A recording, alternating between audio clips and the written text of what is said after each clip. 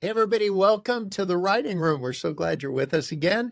If you've got a book in you, our goal is to get it out of you. We hope that the times that we bring people on and have conversations not only give you an insight into them, but then a little bit of a peek into the writing process. And today, I actually get to interview Kim Stewart, who has authored 8 or 9 books, has a new book out called Star for Jesus and Other Jobs I Quit.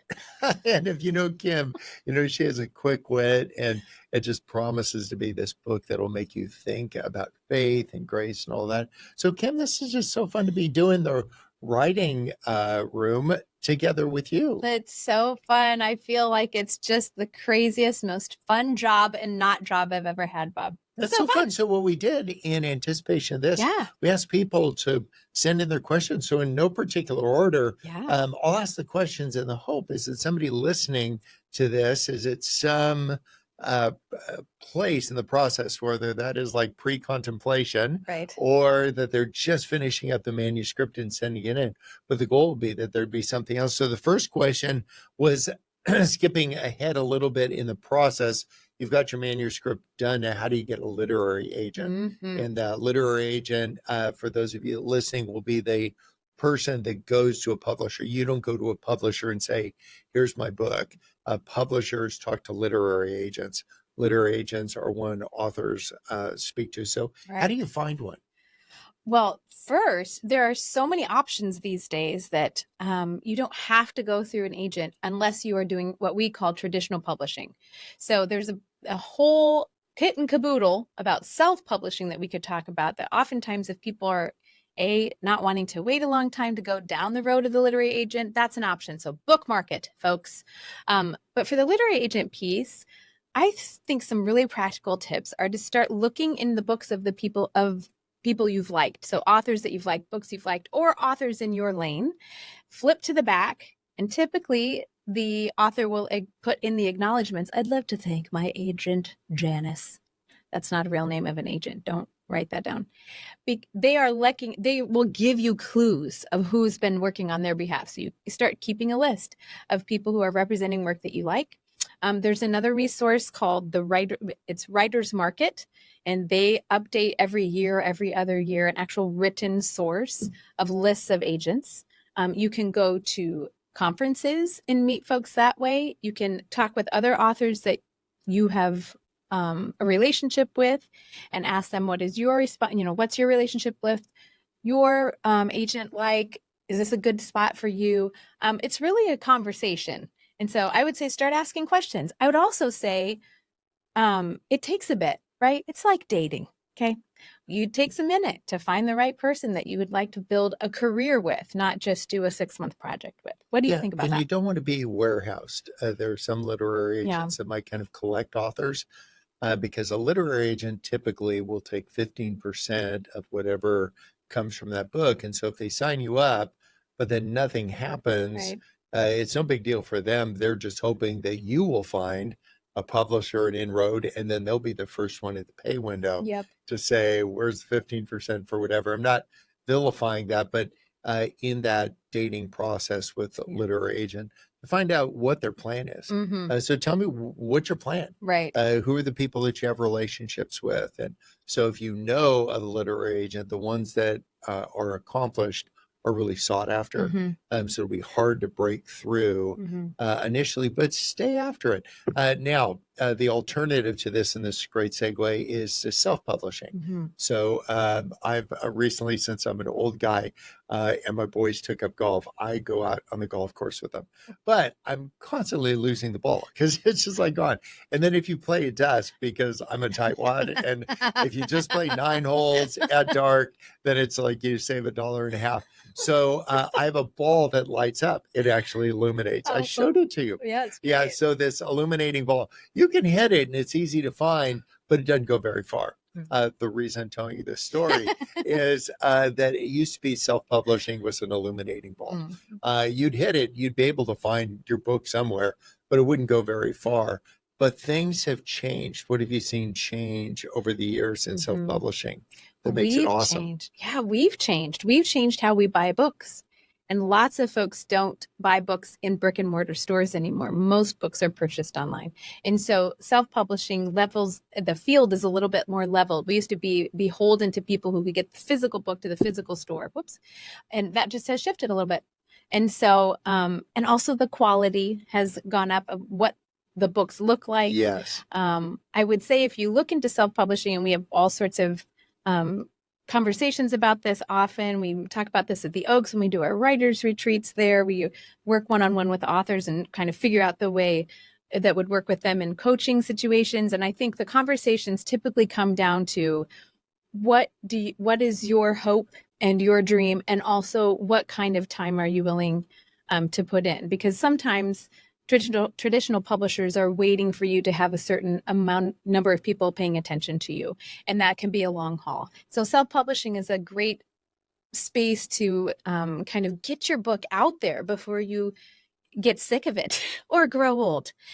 There's just so many options. I would say if you are looking into self-publishing, one thing that you can do to elevate the quality of the book and the acceptance or distribution of the book for people to be recommending it is to involve an editor. So hire someone who does this for their job to make the prose sparkle. You can only do so much as an author. And so having another cook in that kitchen is a good idea. Yeah, the most common letter that is received by people from query letters to literary agents is, "Hey, I read your manuscript, and it's very good. However, I don't think that you have the following that you need right now to whatever." It can be so discouraging to hear that, but don't feel like you're limited by that. I think there was 3 people following me when I wrote Love Does, and 2 of those were Maria. And so don't be discouraged that you don't have to have a platform, and nobody knew. I was a trial lawyer. I was just a dude. And so don't be discouraged by that, just saying, I'm going to find another way in. And so many books do well right out of the gates, and other books take a little while, like this. Well, I was going to say first book, but it wasn't my first book. There was a first book. It was called Finding Karishma. I own all 4 copies sold of that book. I'm just like, Karishma would prefer she was still lost. Like, it was just awful. It was at the time where I didn't know who was in the chair. And so talk to us about that when you're speaking to like up and coming authors. How do you direct them to how to write and to whom they're writing? This is the humdinger of questions. I think the longer I write, the more I pay attention to this. To whom am I writing? Who's holding this book? And it's not some self-serving, like, how do I sell a gazillion copies, right? I mean, I've been through phases. I've been doing this long enough that we've seen all sorts of fads and trends go through publishing. For a while, publishers were asking basically for facsimiles of 50 Shades of Grey. And I kept saying, I don't even have a shade, like not a single. I'm not anywhere close to 50. So this is just a simple rom-com. And they looked nervous because publishers chase whatever is selling like hotcakes at the time. Okay, so I'm not saying write into the trend, because typically when you write into a trend, by the time the book comes out, the trend has passed. I don't think that's a good business move. I'm saying, think about who's holding this book in their hands and how can you serve them? How can you help them? There are things you know that you didn't 5-10 years ago, and your reader wants to know. So who needs this? Who's your very first circle? Oftentimes people find that first circle in themselves, right? So I started writing books that I wanted. I think that's pretty common. You write a book that you can't find, right? You write a book.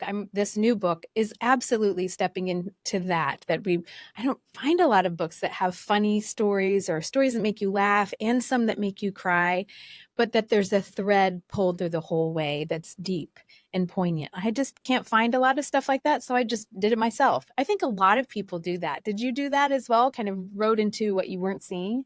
Yeah, but in part, I think the thing to be mindful of is to not write like a revenge novel.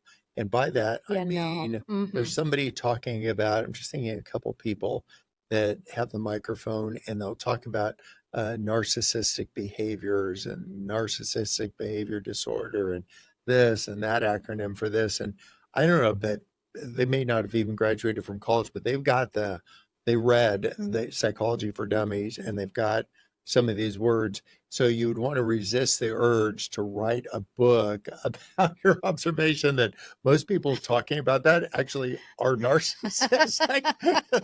Well, enough about me. Let's talk about me and my idea. So that would be a revenge kind of book. Yeah. When Rob Bell wrote Love Wins, then there were a number of people that wanted to refute that. And so they wrote, but it wasn't a bad revenge kind of thing. It was just like they had something to say. But to your point, the train has already left the station a long time ago. And so if we could say, what I want to do is anticipate trends. If you follow, I'm not a political guy, but you could follow the cycles, and they'd say everybody's going to be a little bit on edge right about here, predictably. And so you could write a book like called Everybody Always. And so I want to like plunk one of those right at a time where people are feeling a little on edge. Right. And so not to make a big point, but to just see where people are likely to be a year and a half ahead of where you're going to finish. That would be a really good. Let me ask another question that people ask. They want to know about chapters. How do you like chunk this thing up into chapters? I know what I found is that things that I think are a chapter are actually a paragraph. Thoughts that I have that I think are a paragraph are actually a sentence, and things that I think are a whole sentence, it's usually a word or two. So how do you chunk things up into chapters, and how do you know when it's a chapter or just an idea within a chapter? Yeah, that's a great question. I feel like we're very intimidated by the idea of writing a book. That can totally freak me out. A book feels big and scary. So Yes. chapters are your friends. Being able to say, in this week, I'm going to write 1, I'm going to write 2. How do you do that even further and kind of make this big idea into one chapter? For me, I think about the one takeaway in nonfiction. This I'm talking about. Fiction is its own animal, but for a nonfiction piece, I even write at the top of my paper, type, this is what I want for the reader. This is my hope for the reader in this chapter, right? I want to remind her, or I want to remind him of this. Because maybe I'm the only one, but by page 3 or 4 of this thing, I've completely forgotten where I started. I have to scroll back up and say, oh yeah, whoops, that's where I was headed. So just giving yourself a landing point, I call it a lighthouse, that lighthouse that sweeps every however many seconds. It gives the rower in that rowboat an idea of, oh yeah, I'm riding that direction. So rowing that direction, same thing with writing. If you have an idea of this is where I want to end, just helps you write toward it. And then I think about my best stories that help people understand that. That's my own prejudice. I mean, there are lots of ways to write a book. I find that stories are ways to help people's shoulders relax. And for me, I mean, here's the thing. I go home from a talk or a sermon or a movie or any other event where something's being communicated to me, the larger message. I usually remember the larger idea through a story. Yeah, So those have a little bit more shelf life for us. And so to that end, when I'm writing a book, and we've gone through this in previous writing room sessions, I think 30 chapters, three 600 word stories per chapter with a couple transitions is 2,500 words. Don't break that 2,500 word barrier. Keep 2,500 words or less, because people want you to move on to a new idea. And I frankly want to move on to a new idea too. So I'll spread out all 90 stories on the floor, literally print it out. And I'll say which stories are adjacent. And then when you figure out that adjacency, one little transition with a couple sentences makes you go from here to here. You say, that reminds me of another instance in which, or to say it doesn't always work like that. Sometimes it works and you could have something that pulls in an opposite direction, but finding adjacent ideas. A question that a number of people had was, what's your writing process? How do you like set aside the time? I'm thinking less like, how do you organize the 90 stories, but how do you set aside the time? Oh, how do you do that? Like just really practical on a Wednesday or during any week. When I pretend it's a doctor's appointment and that I cannot miss it. And actually, I have to pretend it's a doctor's appointment for my kids because I'd totally flake out on my own thing. But for my kids, I would go. So I put it physically on the calendar. Ideally, you want to find a time that works for your brain and your body. So if you're like Bob, you're a very early morning person. You do most of your writing early in Yep. the morning? Yep. That works for you. Some days it's not going to work, right? You're going to have to do it on a plane or do it late at night. My own creative juices are dried up, baby, after 9 p.m. So I definitely move earlier in the day. And then I'd break that whole darn thing down into words. So if I know I'm writing a 60,000 word book, I know how many new words I want in a week, in a month, and it's a math problem. And then when I finish that word count for the week, I shut the laptop and go get ice cream. So I think just of thinking of how you're moving that, moving the piece along the chessboard bit by bit by bit feels better than I'm writing a book. That feels too big for me. So yeah, Yeah, finding and the I would space say that for works. people that are listening, let's go with a history as you've been around the sun a number of times, like what's worked in the past. Right. So for me, there are people that have unhealthy relationships with food, but then you could have a healthy relationship and yet say that has been something he said, I'm going to get to this place or I'm skipping lunch. Now that for some people that's a trigger and like Sure. bad things don't do that's a trigger. But that idea of linking progress to something that I really want, That's like good. a turkey sandwich, Yeah. would be Right. awesome. But to like say, then do the work. For Right. me, that is just really helpful to have something to say, I'm targeting it. And there'll be any number of things that'll be distractions, but what I'm doing is targeting that. Another trick, but a habit.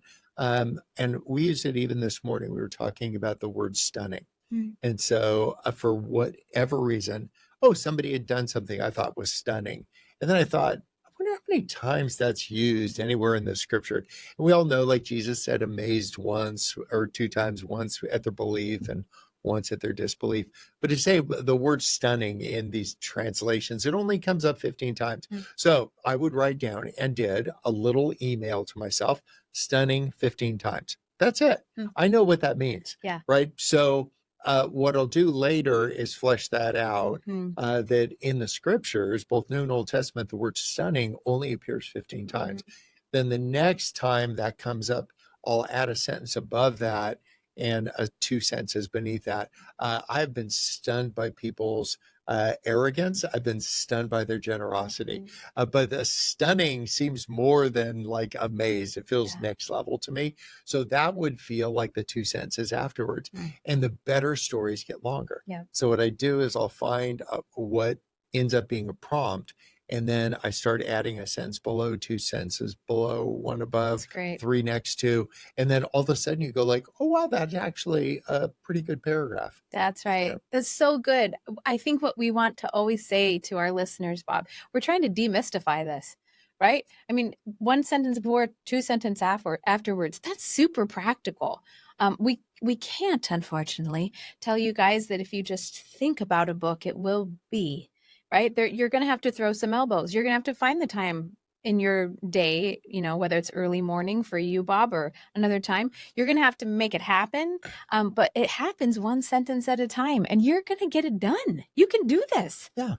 As we land the plane, this book that you've completed, Star for Jesus, it's so encouraging to read sometimes somebody who's finished a book that you identify with. And like, so we've been buddies for a long time. And so I love your humor and the way, so I would turn those pages and did, anticipating that there'd be fun humor, a turn on a phrase, something, and that can be just really motivating. And so I would say to people listening that like find books that you engage, get those books, read 10 or 15 minutes of it, then go write for 30 minutes. Great, and then go read for 15 more minutes, get engaged, and whatever genre, whoever it is that you kind of connect with the spirit of their use of language and metaphor and their faith expression, like ever you do that, send us off with one thought. Having finished a book, some people wanted to know,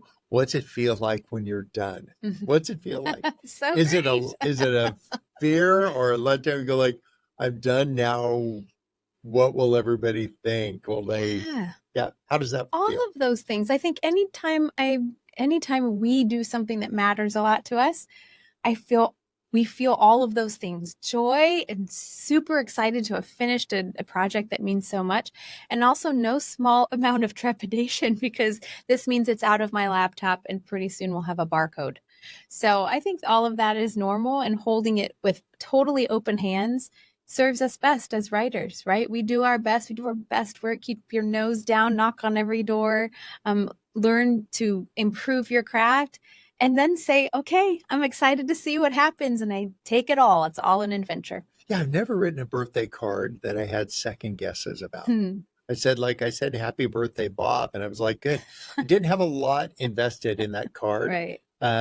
But when you're writing a book, just know that it's a lot more that you have invested for people listening in, and just revere that. Just say, this is evidence that is going to outlast me, that I was here and this is what I thought about life. And that's what makes it worth it. Yeah. Like that's what gives it shelf right. life. Well, you guys, you've been listening to The Writing Room. Thanks for tuning in. And if you've been just like in that pre-contemplation stage, you go like, I wonder if I have a book. Somebody wrote in, they said, I want to write a book, but I kind of suck writing in books. I'm like, well, then don't write the book, or find somebody to help you write the book. There's things that I'm not good at, like golf is one of them, evidently. And so what I do is I'll go to a driving range. I'll just find somebody who help me hit it straighter further. That's where finding writing coaches. Kim's one. Like just find a coach to say, how do we hit those words straighter further? And so demystify the whole thing. We have writers retreats out at the Oaks in Southern California, a retreat center I got. And we'll just find a cohort of people, jump in, spend a couple days around campfires talking about like really deep dive into the business of books and then the process of books. Like, so there's a bunch of different avenues that are out there, but whatever you pick, your words matter. So get them out there, whatever vehicle or none of the above, just like get your pen out and start writing. All right. We'll see you next time.